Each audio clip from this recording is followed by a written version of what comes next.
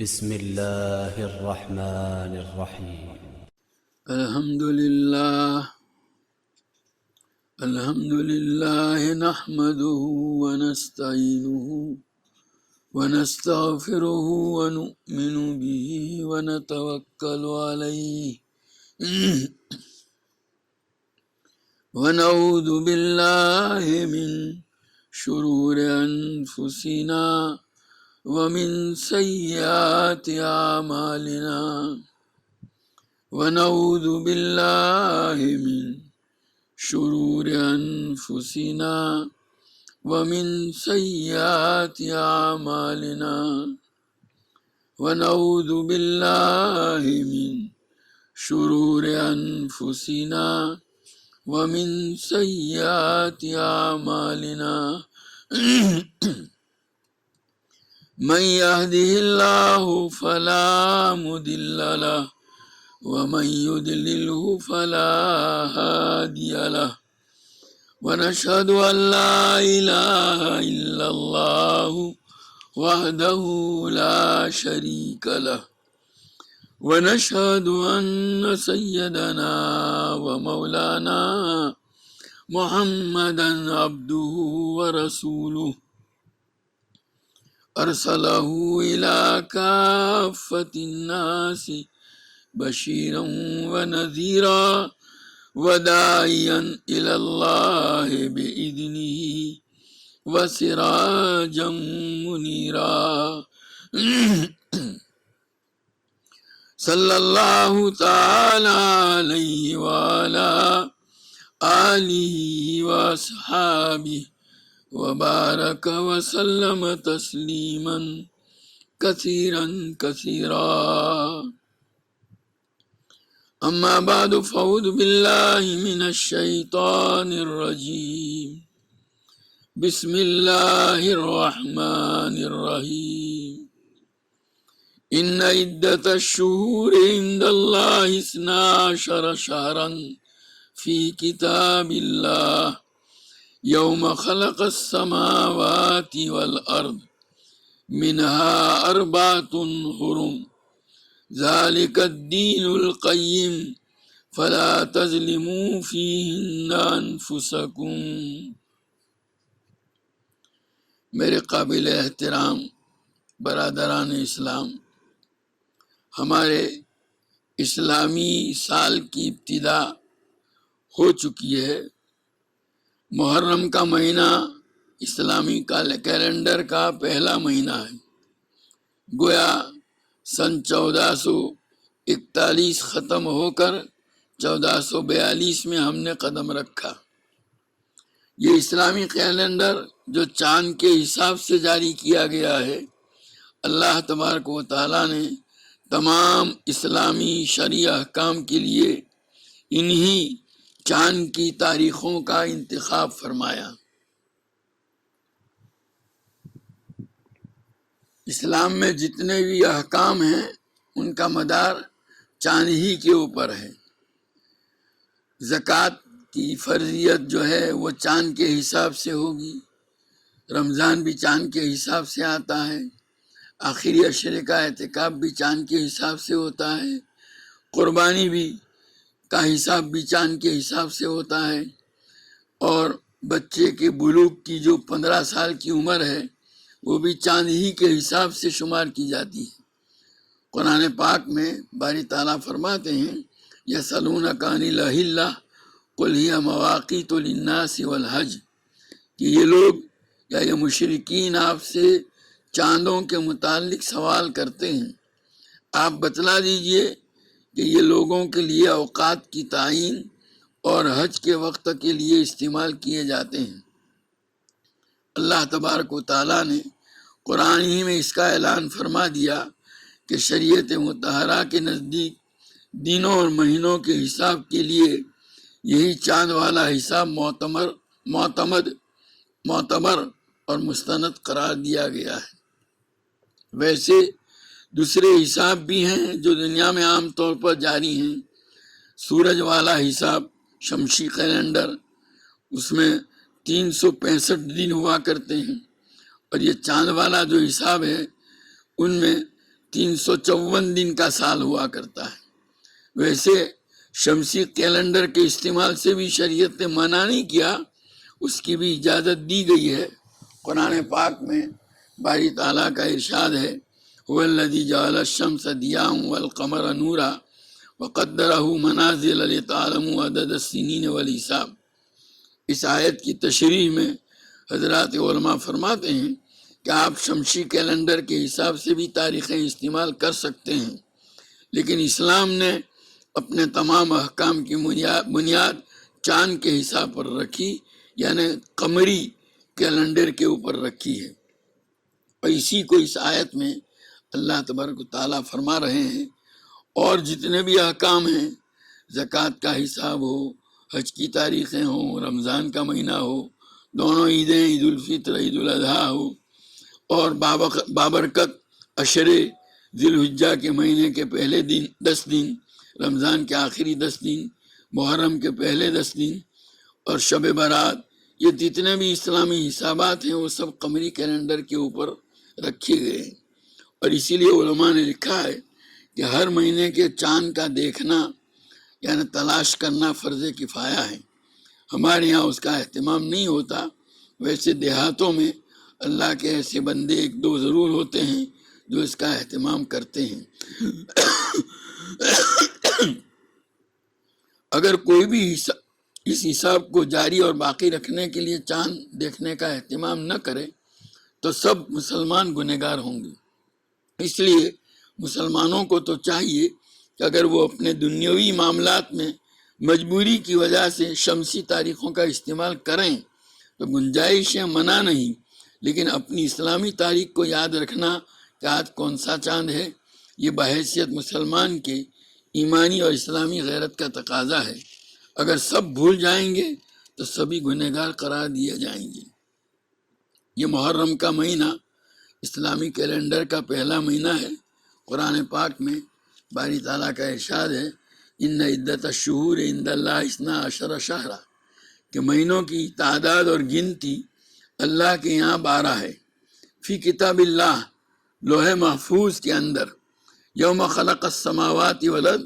ویسے یہ فیصلہ تو بہت پہلے ہو چکا تھا، لیکن اس فیصلے کا عمل اور اس کا اجرا زمین اور آسمان کی جب پیدائش ہوئی اس وقت سے شروع ہو چکا ہے۔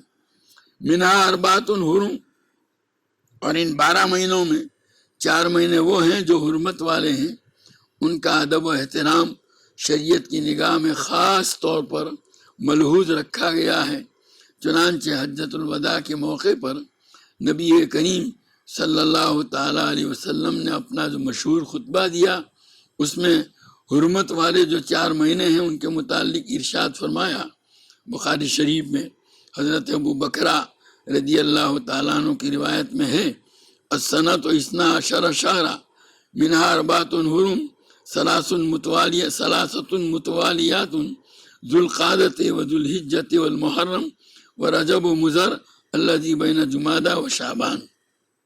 یعنی نبی کریم صلی اللہ علیہ وسلم فرماتے ہیں ان 4 مہینوں کی تفصیل کرتے ہوئے کہ 3 مہینے تو ایک ساتھ ہیں، ذوالقعدہ، ذوالحجہ اور محرم، اور ایک الگ ہے رجب کا مہینہ، یہ اسلامی کیلنڈر کا 8واں مہینہ ہے، اور محرم اسلامی کیلنڈر کا پہلا مہینہ ہے، اور ذوالقعدہ اور ذوالحجہ اسلامی کیلنڈر کے آخری 2 مہینے 11ویں اور 12ویں مہینے ہیں۔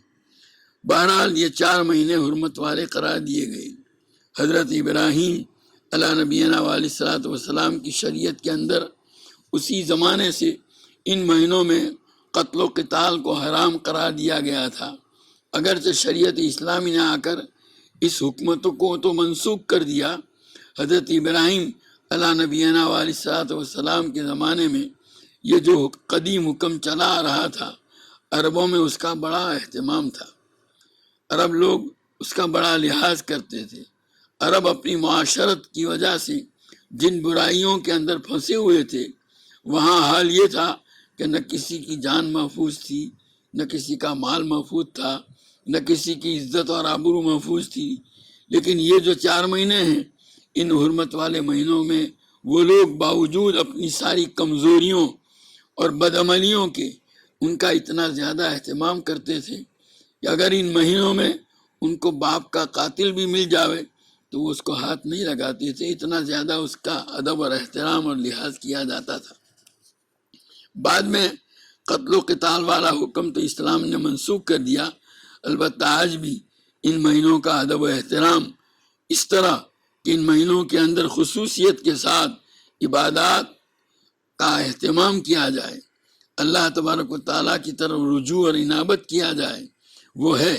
بلکہ علامہ ابن رجب حنبلی رحمۃ اللہ علیہ نے لکھا ہے کہ 3 عشرے ہمارے اسلاف کے یہاں بڑے محتم بشان اور بڑے اہم سمجھے گئے ہیں۔ ایک تو رمضان کا آخری عشرہ، دوسرا ذوالحجہ کا پہلا عشرہ، اور تیسرا یہ محرم الحرام کا پہلا عشرہ۔ یہ 3 عشرے ایسے ہیں کہ ان میں لوگوں کو عبادتوں کا خاص اہتمام کرنا چاہیے، اور ان دنوں میں اللہ تبارک و تعالیٰ کے یہاں عبادتوں کا ثواب دوسرے دنوں سے زیادہ ہے۔ ان دونوں میں اپنے آپ کو گناہوں سے بچانے کا اہتمام بھی زیادہ سے زیادہ کرنا چاہیے۔ چنانچہ حضرات مفسرین نے لکھا ہے کہ جو آدمی ان حرمت والے مہینوں میں عبادتوں کا اہتمام کرے گا اور اپنے آپ کو گناہوں سے بچانے کا اہتمام کرے گا تو اللہ تبارک و تعالیٰ دوسرے مہینوں اور دوسرے دنوں میں ان کو عبادت کی توفیق عطا فرمائیں گے اور گناہوں سے بچنے کی توفیق عطا فرمائیں گے۔ بہرحال میں یہ عرض کر رہا تھا کہ اللہ تبارک و تعالیٰ نے ہمیں یہ نیا سال عطا فرمایا، اور اسی محرم کی جو 10ویں تاریخ آ رہی ہے اس کو عاشورہ کہتے ہیں۔ عاشورہ کا ترجمہ ہی ہے 10واں دن، گویا ماہ محرم کے 10ویں دن کو خاص طور پر لفظ عاشورہ سے موسوم کیا گیا اور اس کو اسی نام سے پہچانا جاتا ہے۔ اس کی بھی شریعت کے اندر خاص اہمیت ہے۔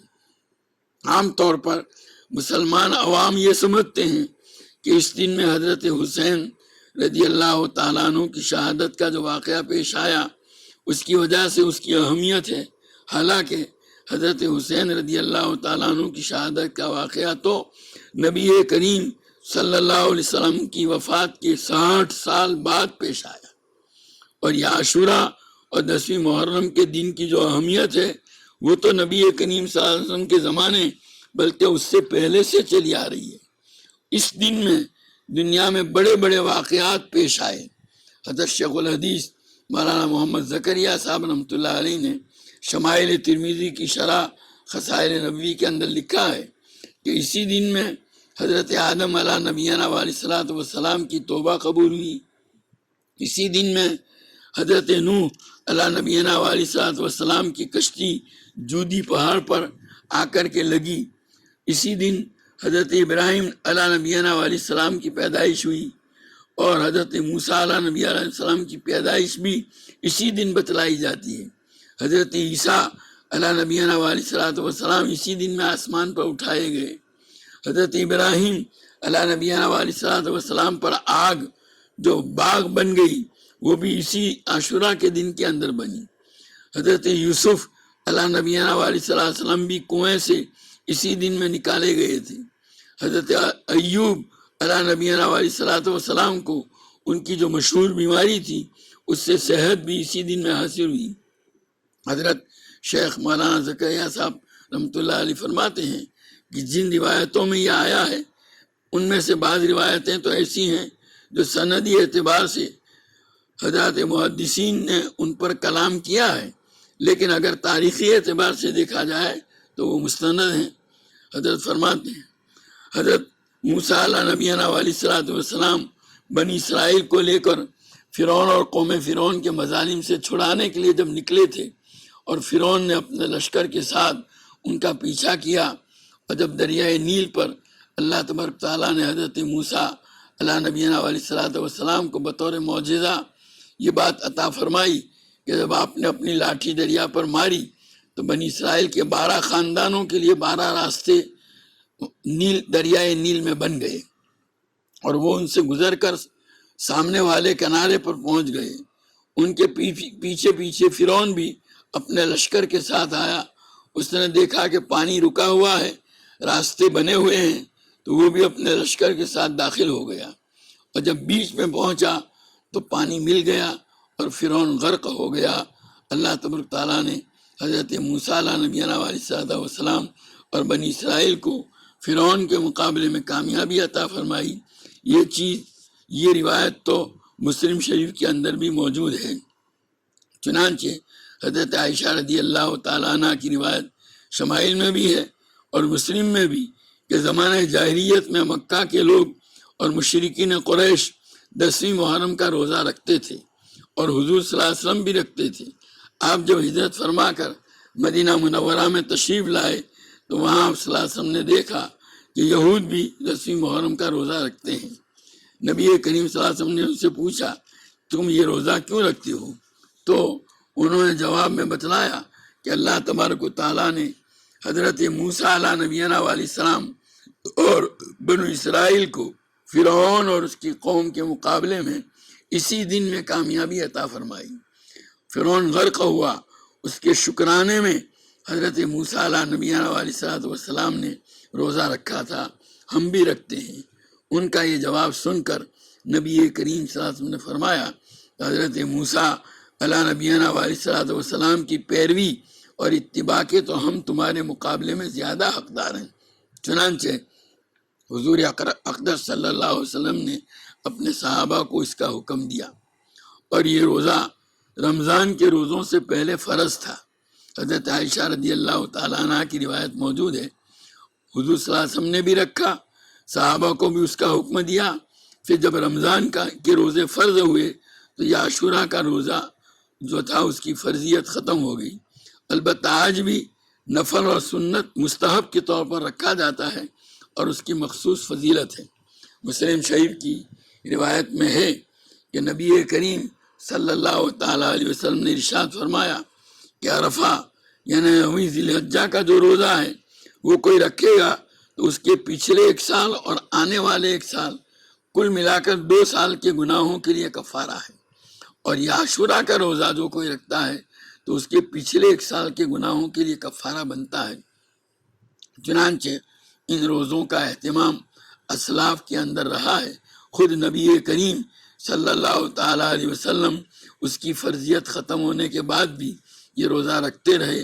البتہ آخری سال جس میں نبی کریم صلی اللہ علیہ وسلم کی وفات ہوئی، اس سال بعض حضرات صحابہ نے نبی کریم صلی اللہ تعالیٰ علیہ وسلم سے دریافت کیا، سوال کیا۔ دراصل شروع اسلام میں بعض معاملات میں جن میں اللہ تبارک و تعالیٰ کی طرف سے کوئی صریح اور کھلا ہوا حکم نہیں آتا تھا تو نبی کریم صلی اللہ علیہ وسلم اہل کتاب یعنی یہود کی موافقت پسند فرماتے تھے، اور یہ طریقہ اس لیے اختیار کیا گیا کہ ان کو اسلام کی طرف مائل کیا جائے۔ لیکن جب یہودیوں نے عداوت میں انتہا کر دی اور باوجود ان کے سامنے حق واضح ہونے کے ایمان نہیں لائے بلکہ اسلام کی مخالفت اور نبی کریم صلی اللہ تعالیٰ علیہ وسلم کی ایذا رسانی میں دن بدن آگے بڑھنے لگے تو پھر یہ طریقہ بدلا گیا اور ان کی مخالفت کا رویہ اختیار کیا گیا۔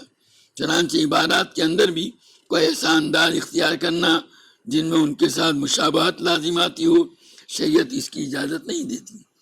اور اسی تعلیم اور تربیت کے نتیجے میں ایک مرتبہ حضرات صحابہ میں سے کسی نے نبی کریم صلی اللہ علیہ وسلم سے عرض کیا کہ اللہ کے رسول، یہ 10ویں محرم کو تو یہود بھی روزہ رکھتے ہیں اور ہم بھی رکھتے ہیں، تو گویا ان کے ساتھ ایک طرح کی مشابہت لازم آتی ہے۔ تو نبی کریم صلی اللہ علیہ وسلم نے جواب میں ارشاد فرمایا کہ اگر میں آئندہ سال زندہ رہا تو 9ویں ذی الحجہ کا بھی 9ویں محرم کا بھی روزہ رکھوں گا۔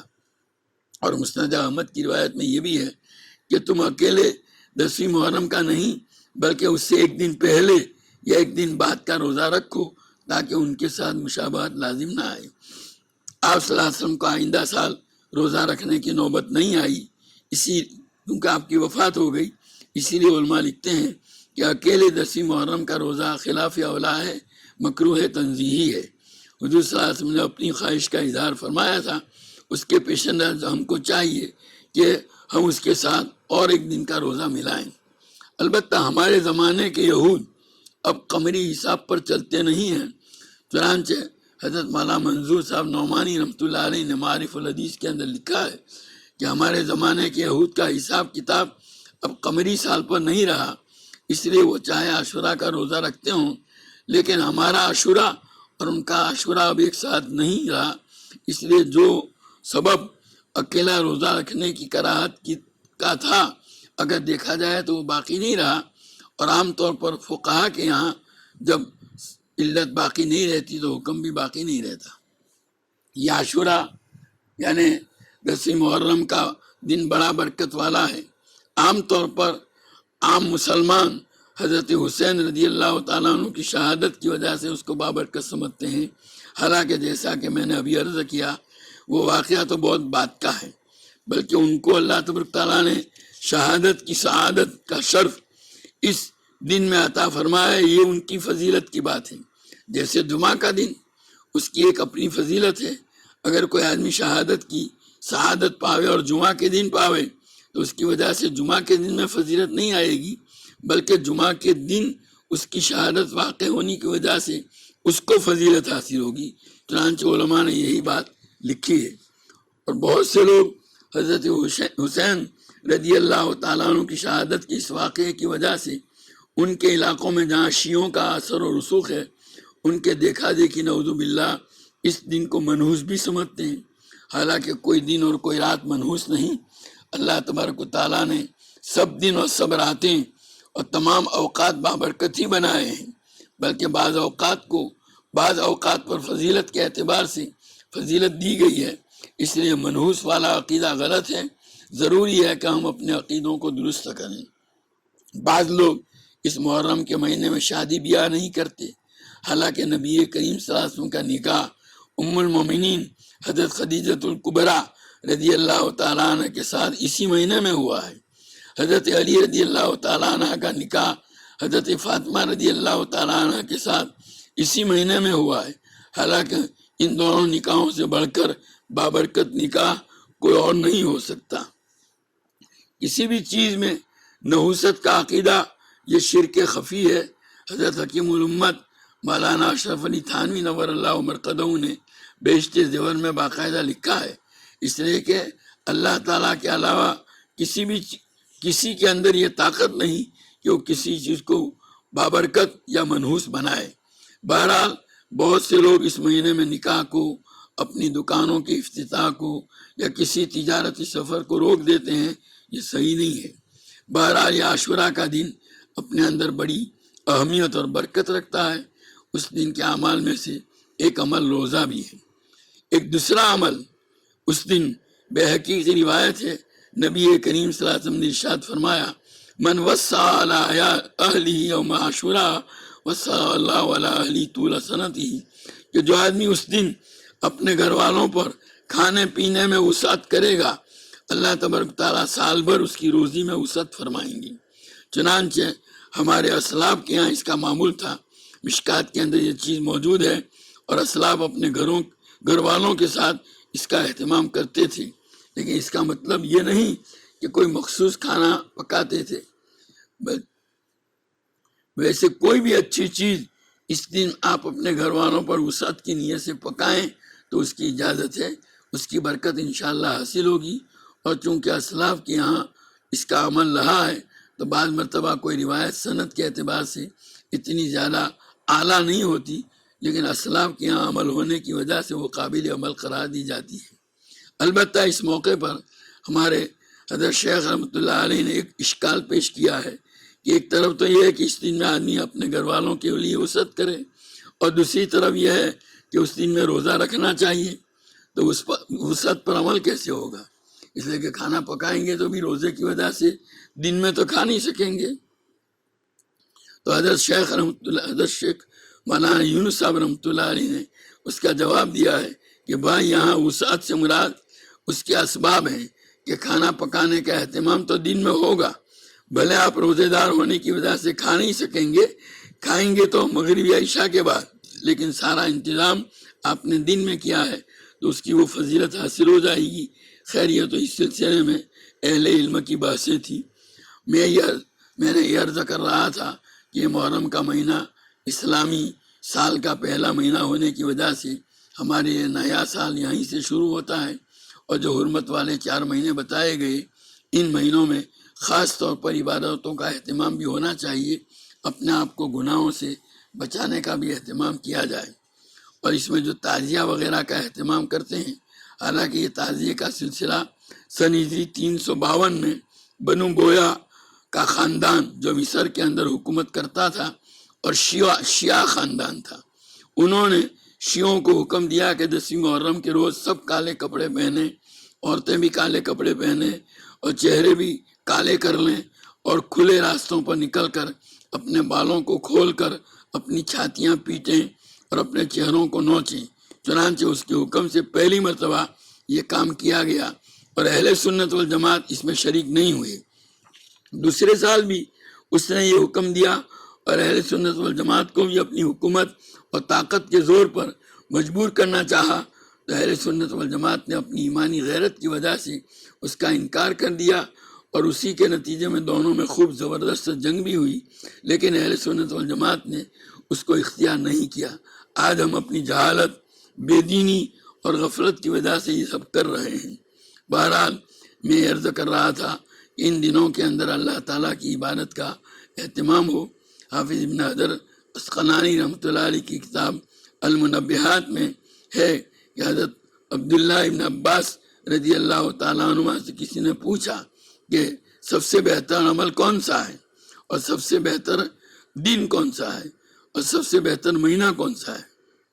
تو حضرت عبداللہ ابن عباس رضی اللہ تعالیٰ عنہ جواب میں فرمایا کہ سب سے بہتر عمل 5 وقت کی نماز ہے، اور سب سے بہتر دن جمعہ کا دن ہے، اور سب سے بہتر مہینہ رمضان کا مہینہ ہے۔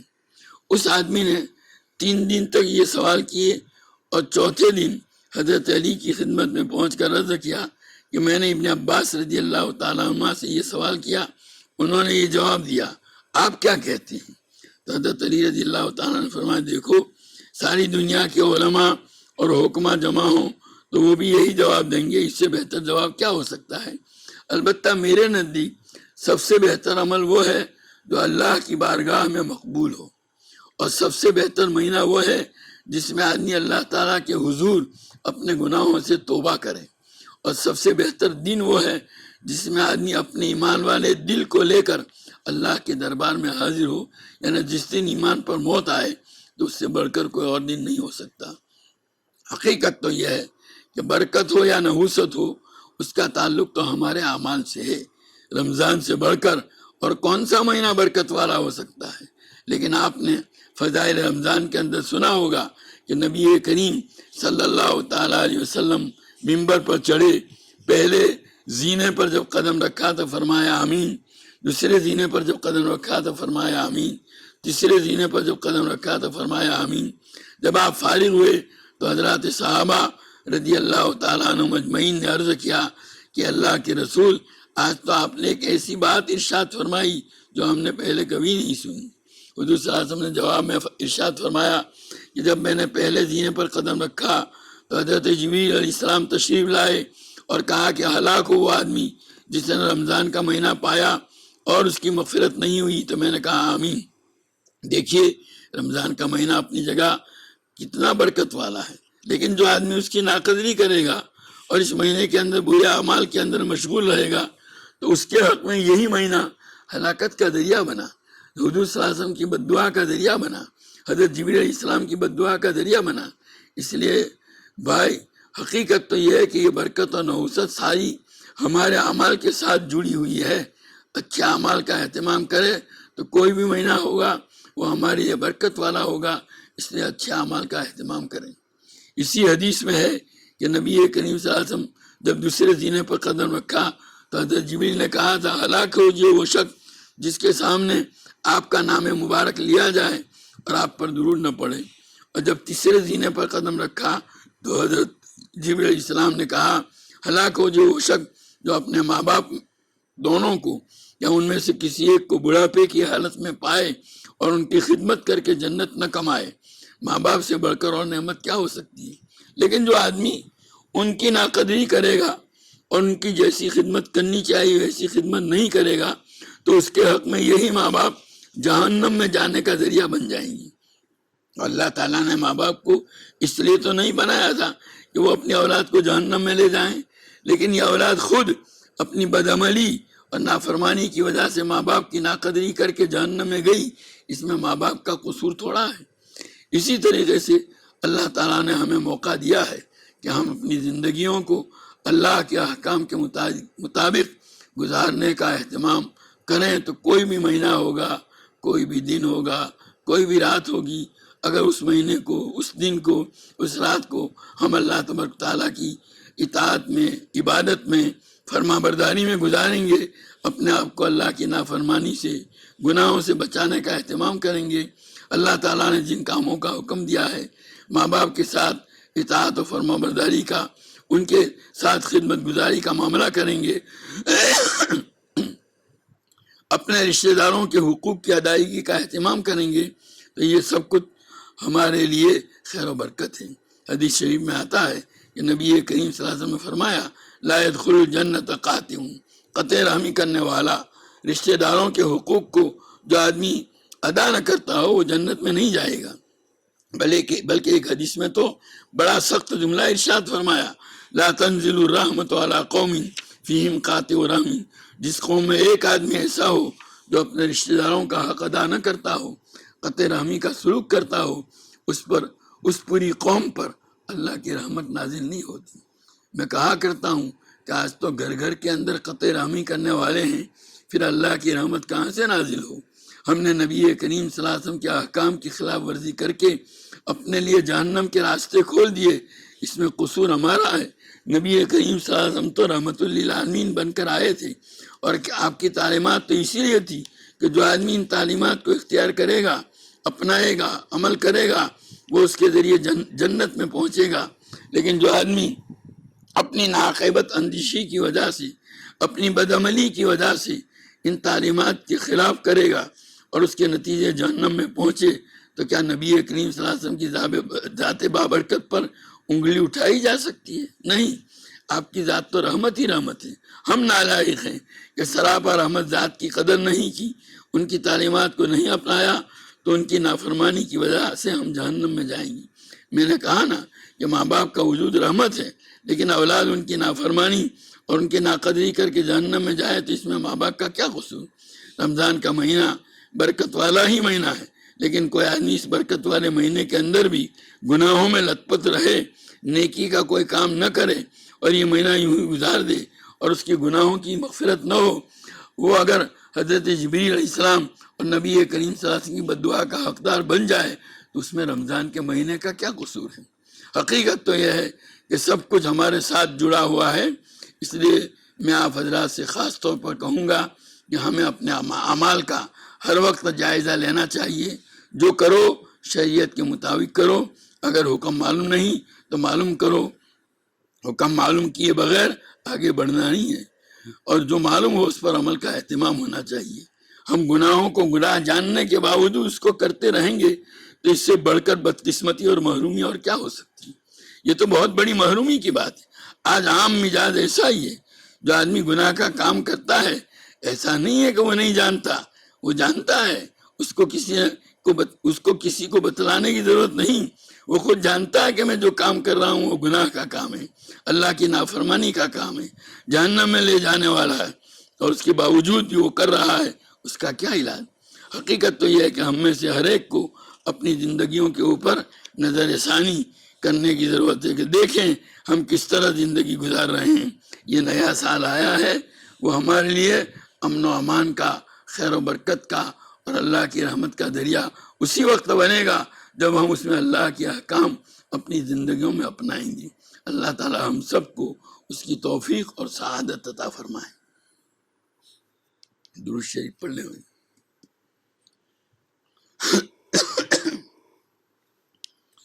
سبحانک اللہم و بحمدک و تبارک اسمک و تعالی جدک و لا الہ غیرک، لا الہ الا اللہ الاحد الصمد الذی لم یلد ولم یولد ولم یکن له کفوا احد، لا الہ الا اللہ الحنان المنان بدیع السماوات والارض ذو الجلال والاکرام، اللہم لک الحمد کلہ ولک الشکر کلہ ولک الملک کلہ وبیدک الخیر کلہ وإليك يرجع الأمر كله اللهم لا أحصي ثناء عليك أنت كما أثنيت على نفسك اللهم لك الحمد حمدا دائما مع دوامك ولك الحمد حمدا خالدا مع خلودك ولك الحمد حمدا لا منتهى له دون مشيتك ولك الحمد حمدا لا يريد قائله إلا رضاك ولك الحمد حمدا عند كل طرفة عين وتنفس كل نفس اللهم يا عليم يا حليم يا كريم يا رحيم اللهم يا كبير يا سميع يا بصير يا من لا شريك له ولا وزير له ويا خالق الشمس والقمر المنير ويا عصمة الباعث الخائف المستجير ويا رازق الطفل الصغير ويا جابر العزم الكثير ندعوك دعاء الباعث الفقير كدعاء المستر الزرير دعاء من خزات لك رقبته وفازت لك عبرته وذل لك جسمه ورغم لك أنفه اللهم لا تجعلنا بدعائك ربنا شقيا وكلنا رؤوفا رحيما اللهم يا منيس كل وحيد ويا صاحب كل فريد ويا اللهم يا منيس كل وحيد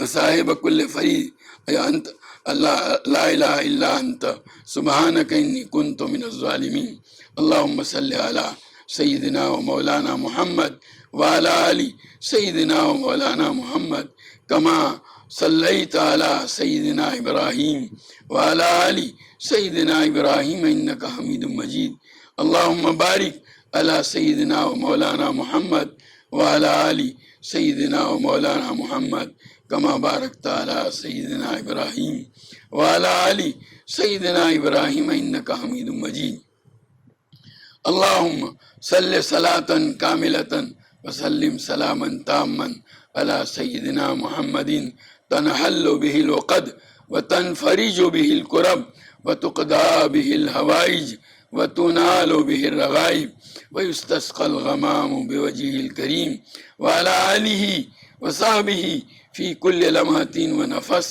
بعدد كل معلوم لك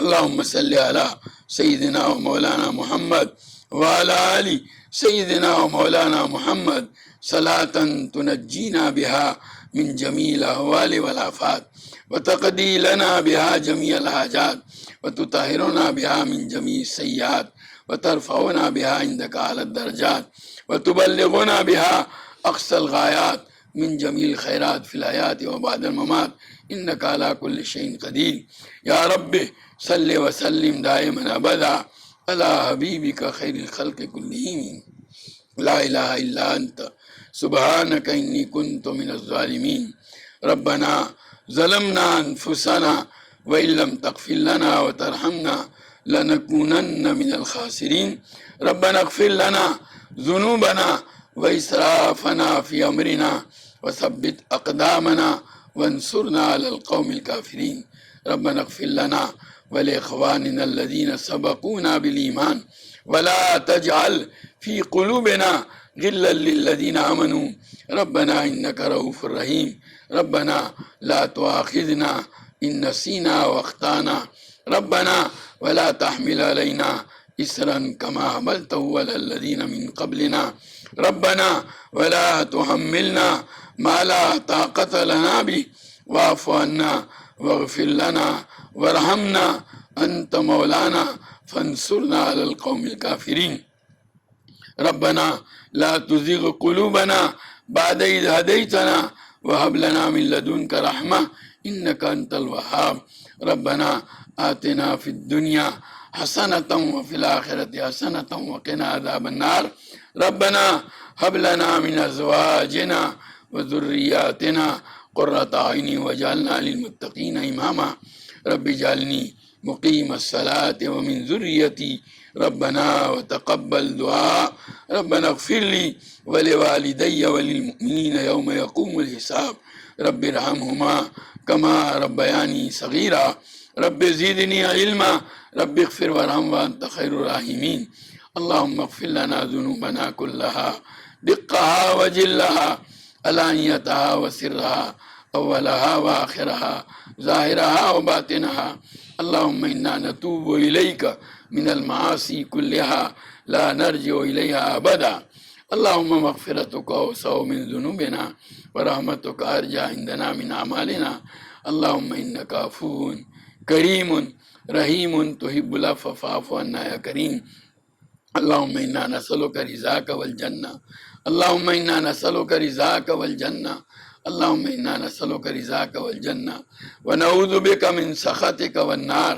ونعوذ بك من سخطك والنار. ونعوذ بك من سخطك والنار. اللهم إن قلوبنا ونواسينا وجوارحنا بيدك لم تملكنا منها شيئا، فإذا فعلت ذلك بنا فكن أنت ولينا، فكن أنت ولينا واهدنا إلى سواء السبيل. اللهم حبب إلينا الإيمان وزينه في قلوبنا وكره إلينا الكفر والفسوق والعصيان واجعلنا من الراشدين. اللهم آت نفوسنا تقواها وزكها أنت خير من زكاها أنت وليها ومولاها. اللهم وفقنا لما تحب وترضى من القول والعمل والفعل والنية والهدى. اللهم اجعلنا هادين مهتدين غير ضالين ولا مضلين، سلما لأوليائك وحربا لأعدائك. نحب بحبك من أحبك ونعادي بعداوتك من خالفك من خلقك. اللهم أغننا بالعلم وزينا بالحلم وأكرمنا بالتقوى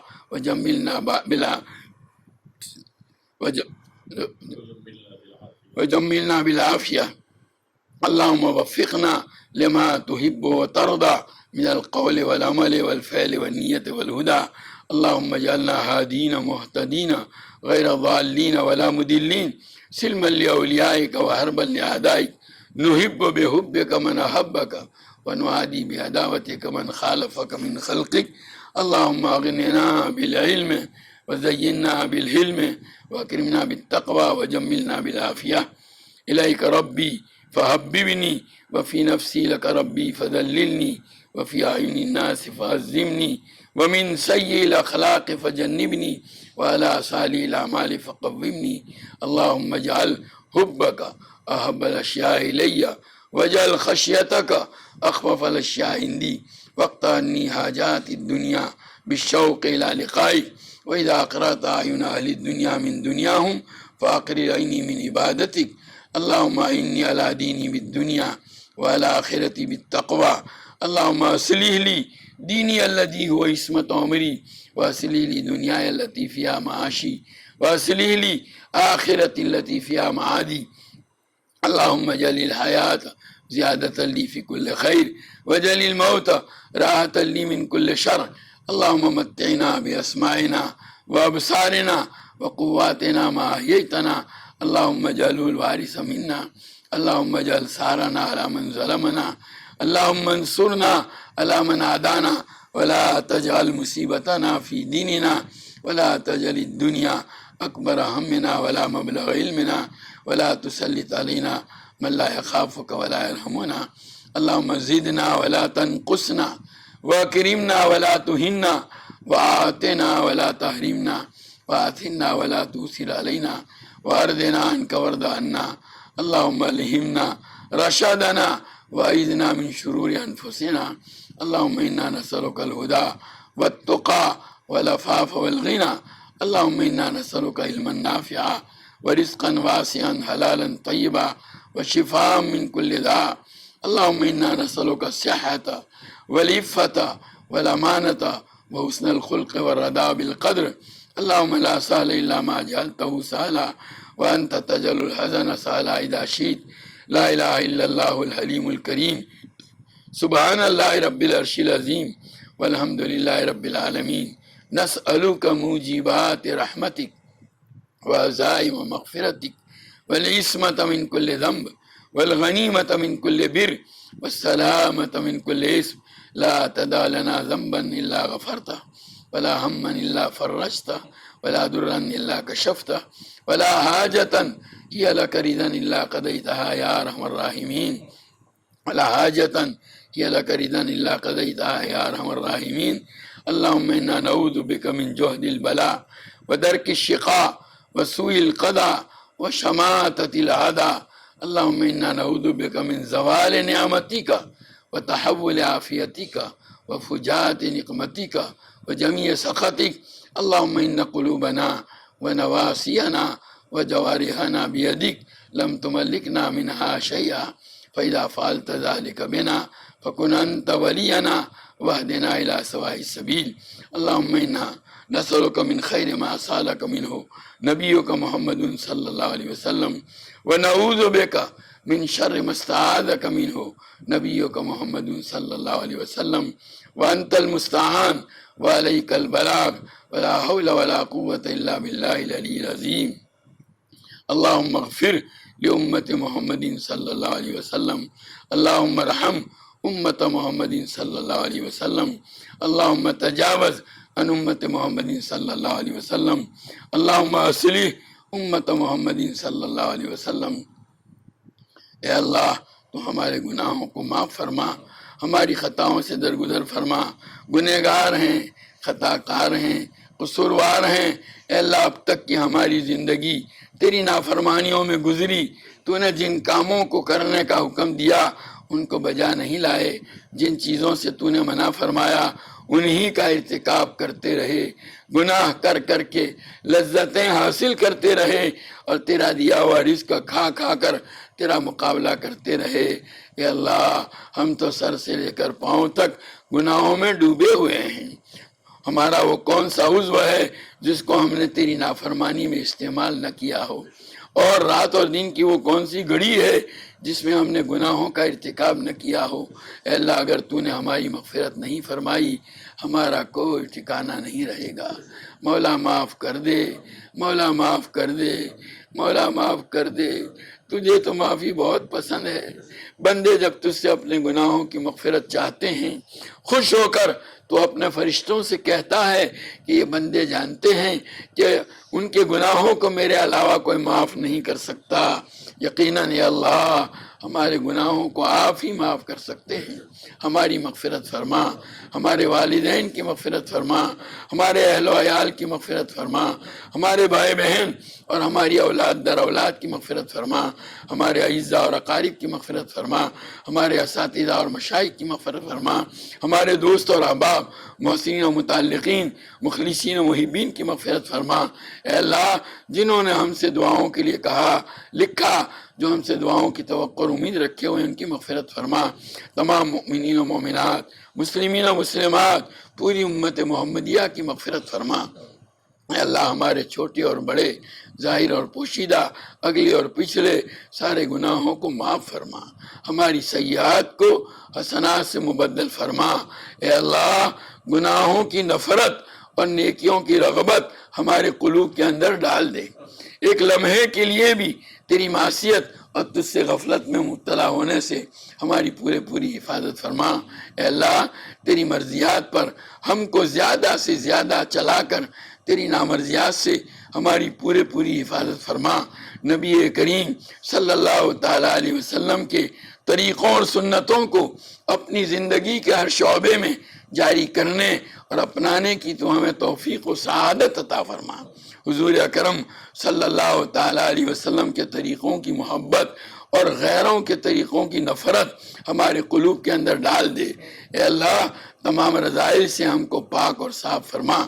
کفر و شرک سے، شقاق و نفاق سے، عجب سے، کبر سے، خود بینی اور خود پسندی سے، بغض سے، کینہ سے، حسد سے، بخل سے، شوہ سے، شہوت سے، غضب سے، ریا اور سماع سے، حرص اور طمع سے، سوال اور اشراف نفس سے، دنیا کی، مال کی، جاہ کی محبت سے.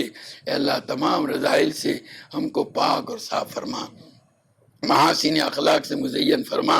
ایمان و یقین سے، اسلام و طاعت سے، تقوی اور طہارت سے، اخلاص و للہیت سے، زہد و ورع سے، تسلیم و رضا سے، صبر و شکر سے، عفت و عصمت سے، جود و سخا سے، تواضع و انکساری سے، تیری ذات عالی پر کمال یقین اور توکل کے اخلاق حسنہ سے ہم کو مزین فرما. اے اللہ تیری معرفت و محبت کے انوار سے ہمارے قلوب کو منور فرما. تیری یاد سے ہمارے دلوں کو آباد فرما. دوام ذکر اور دوام طاعت کی ہمیں توفیق عطا فرما. تمام اعمال میں اخلاص، اتباع اور احتساب کی کیفیت نصیب فرما۔ اللہ ہمیں، ہمارے اہل و عیال اور تمام متعلقین کو صحت، قوت، عافیت، سلامتی، دنیا آخرت کی بھلائیوں سے مالا مال فرما۔ ہماری تمام ضرورتوں کی تو اپنے خزانے غیب سے کفالت فرما۔ ہمیں کسی کا محتاج و دستگیر نہ بنا، ہماری روزیوں میں برکت اور وسعت عطا فرما۔ اللہ تو ہماری اولادوں کو عقائد حقہ، علوم نافعہ، اعمال صالحہ، اخلاق فاضلہ سے آراستہ فرما۔ برے اخلاق، برے کردار و گفتار، برے عادات و اطوار، بری صحبتوں، برے ماحول کے برے اثرات اور برے لوگوں کی بری عادتوں کا نشانہ بننے سے ان کی پوری حفاظت فرما۔ اے اللہ اپنی شان ربوبیت سے تو ان کی تربیت فرما کر ان کو ہماری آنکھوں کی ٹھنڈک، ہمارے دلوں کا سرور، ہمارے لیے صدقہ جاریہ اور ہماری امیدوں سے بڑھ کر کے بنا دے۔ اللہ ہمیں اور ہمارے تمام ماتحتوں اور متعلقین کو نماز کا قائم کرنے والا بنا دے۔ نماز کا عشق و محبت ہمارے دلوں کے اندر ڈال دے۔ نماز کو ہماری آنکھوں کی ٹھنڈک بنا۔ نماز کا خشوع خضوع ہمیں عطا فرما۔ نماز کے انوار و برکات سے ہماری زندگیوں اور ہمارے گھروں کو اے اللہ منور اور معمور فرما۔ عبادات کا اہتمام نصیب فرما، معاملات کی درستگی عطا فرما، معاشرت کا حسن عطا فرما، آپسی حقوق کی ادائیگی کا اہتمام نصیب فرما، آپس کی حق تلفیوں سے اے اللہ ہماری پوری حفاظت فرما۔ مختلف حیثیتوں سے جو ذمہ داریاں اور فرائض منصبی تو نے ہم پر لازم کر رکھے ہیں، پوری امانت و دیانت کے ساتھ اے اللہ ان کو ادا کرنے کی ہمیں توفیق و سعادت عطا فرما۔ اے اللہ ہمیں اپنی کمیوں، اپنی کوتاہیوں، اپنے قصور، اپنے عیوب و ذنوب کا ادراک اور احساس عطا فرما کر اس کی اصلاح کی توفیق عطا فرما۔ اے اللہ ایمان کی سلامتی کے ساتھ دنیا سے جانا نصیب فرما۔ ایسی حالت میں موت آوے کہ ہمارے دل ایمان کے نور سے منور ہوں، زبان پر کلمہ طیبہ جاری ہو، تو ہم سے راضی ہو اور ہم تجھ سے راضی ہوں۔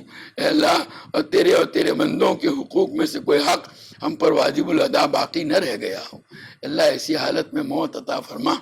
اے اللہ قبر کے عذاب سے حفاظت فرما، محشر کی ہولناکیوں سے حفاظت فرما، اس دن کی رسوائی سے بچا لے۔ اس دن اپنے عرش عظیم کا سایہ نصیب فرما، اپنے حبیب پاک صلی اللہ علیہ وسلم کے مبارک ہاتھوں حوض کوثر کا جام نصیب فرما۔ حضور پاک صلی اللہ علیہ وسلم کو ہمارے حق میں شفاعت کی اجازت مرحمت فرما۔ اے اللہ نیکیوں کے پلڑے کو جھکا دے، دانے ہاتھ میں نامہ اعمال نصیب فرما، پل صراط پر سے عافیت کے ساتھ گزار کر جہنم کے عذاب سے پوری حفاظت فرما کر جنت کے اندر دخول اولین نصیب فرما۔ اے اللہ ہمارے بیماروں کو صحت کاملہ عاجلہ مستمرہ نصیب فرما۔ اے اللہ اس وقت پورے عالم کے اوپر جس مرض نے اے اللہ قبضہ کر رکھا ہے، اللہ اس بلا کو تو اپنے فضل سے اٹھا لے۔ اے اللہ اس سے سب کو نجات عطا فرما۔ اے اللہ زندگی کے اے اللہ سارے کام اے اللہ جیسے حسب معمول پہلے ہوا کرتے تھے اے اللہ اس طرح ہو جائیں۔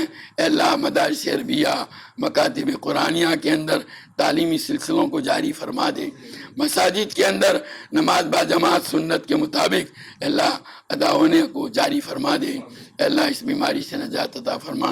اے اللہ مقروضوں کے قرضوں کی ادائیگی کی شکلیں پیدا فرما۔ اے اللہ بہت سے احباب قرض کے بوجھ میں ایسے ڈوبے ہوئے ہیں کہ اپنی زندگی میں اس کی ادائیگی سے مایوسی کا شکار ہیں۔ اے اللہ تو اپنے خزانے سے ان کے قرضوں کی ادائیگی کی صورتیں پیدا فرما اور ان کو سبکدوش فرما۔ اللہ جو پریشان حال ہیں ان کی پریشانی کو دور فرما۔ اللہ جو قید و بند میں محبوس ہیں ان کو رہائی نصیب فرما، جو مقدمات میں ماخوذ ہیں ان کو بری فرما، جو جس مصیبت میں گرفتار ہے اللہ اس کو اس سے نجات عطا فرما۔ اے اللہ بے گھروں کو گھر عطا فرما، بے سہاراؤں کو سہارا عطا فرما، بے روزگاروں کو روزگار عطا فرما، بے اولادوں کو اولاد عطا فرما۔ اللہ جن کی اولادیں نافرمان ہیں اے اللہ ان کی اولادوں کو تو تیرا اور ان کے ماں باپ کا مطیع فرما بردار بنا کر ماں باپ کی آنکھیں ٹھنڈی فرما۔ جن کی اولادیں شادی کی عمروں کو پہنچ چکی ہیں صالح جوڑ عطا فرما کر ان کے نکاح کی صورتیں پیدا فرما۔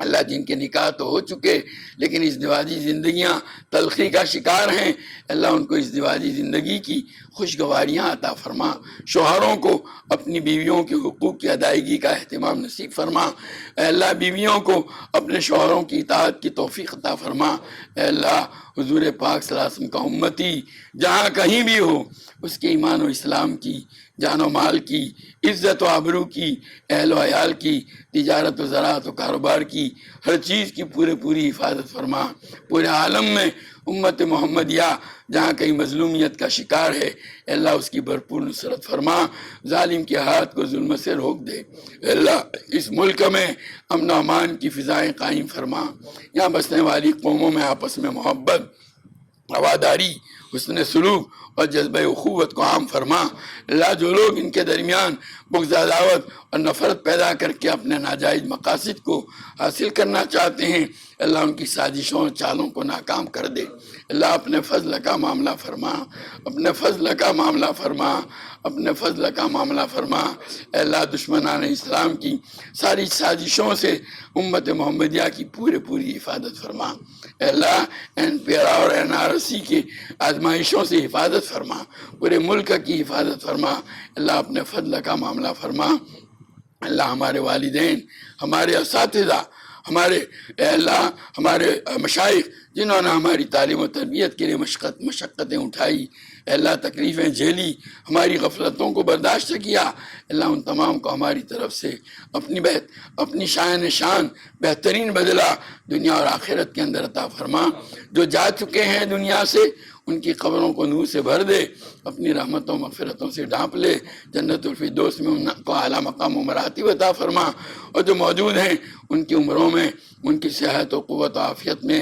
ان کے اعمال خیر میں، ان کی علمی دینی ملی خدمات میں بے انتہا خیر و برکت مقدر فرما کر ان کی قدردانی کی ہمیں توفیق عطا فرما، اے اللہ تمام مدارس عربیہ، مکاتب قرآنیہ، مراکز دینیہ، خانقاہوں کی، مساجد کی، تبلیغی اور دینی مراکز کی، اور تیرے دین کا کام جہاں کہیں جن شکلوں میں ہو رہا ہے اور تیرے یہاں مقبول اور پسندیدہ ہے سب کی حفاظت فرما، کام کرنے والوں کی حفاظت فرما، ان کو اخلاص، استقامت، ہمت اور حوصلہ عطا فرما، ان کے راستے کی رکاوٹوں کو دور فرما، ان کی مشکلات کو آسان فرما، ان کی ضروریات کی کفالت فرما، ان کو مخلص اور فعال کام کرنے والے افراد عطا فرما، اللہ جو صلاحیتیں، جو قوا، جو اسباب و وسائل اور جو نعمتیں تو نے ہمیں عطا فرمائی ہیں ان سب کو تیرے دین، علم دین اور ایمان و اسلام کی اشاعت کے لیے، حفاظت کے لیے، خدمت کے لیے استعمال کرنے کی ہمیں توفیق عطا فرما، اے اللہ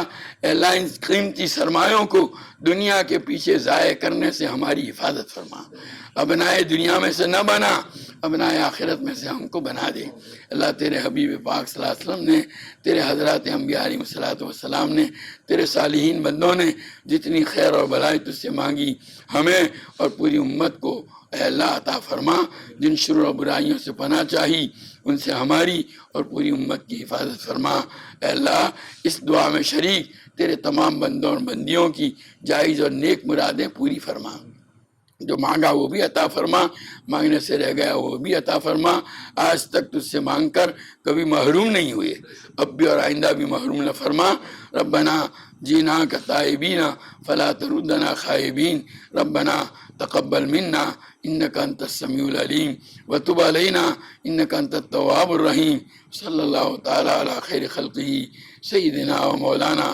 محمد و آلہ و صحابہ اجمعین برحمتک یا